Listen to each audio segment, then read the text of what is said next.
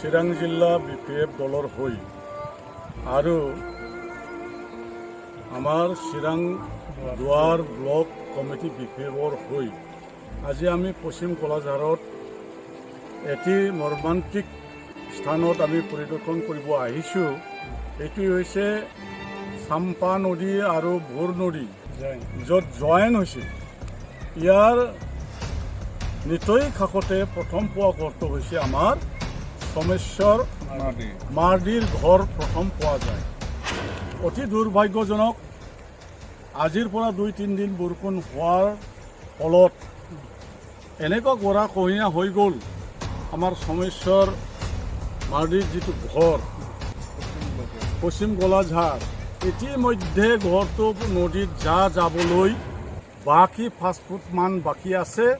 আপোনালোকে দৃশ্য গ্ৰহণ কৰি পেলাই অনুভৱ কৰিব পাৰিব যে অতি সোনকালে প্ৰশাসনৰ পৰা, অথৰিটিৰ পৰা বা চাৰ্কেল অফিচৰ পৰা বা DC অফিচৰ পৰা যদি সোনকালে প্ৰতিনিধি আহি তেখেতৰ এই গৰা খহনীয়াটো যদি পৰিদৰ্শন নকৰে বা তাৰ বিহিত ব্যৱস্থা নলয়, তেতিয়া এই দুখীয়া পৰিয়ালটো ইতিমধ্যে তেখেতৰ আৰু উপায়হীন হৈ যাব।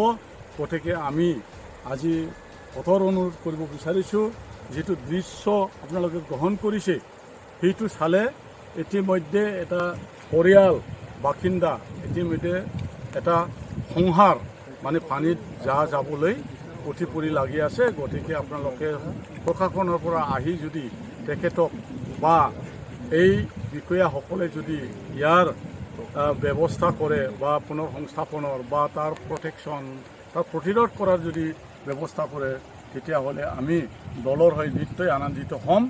আৰু যি প্ৰশাসন বৰ্তমান BTC চৰকাৰ, তেওঁলোকৰ কৰ্তৃপক্ষসকলেও যাতে এইটো দৃশ্য দেখি পেলাই যাতে তত্বাৱধান লয় আৰু ইমিডিয়েট যাতে তাৰ ব্যৱস্থা গ্ৰহণ কৰে, তাকে আমি কঠোৰ অনুৰোধ কৰিছোঁ।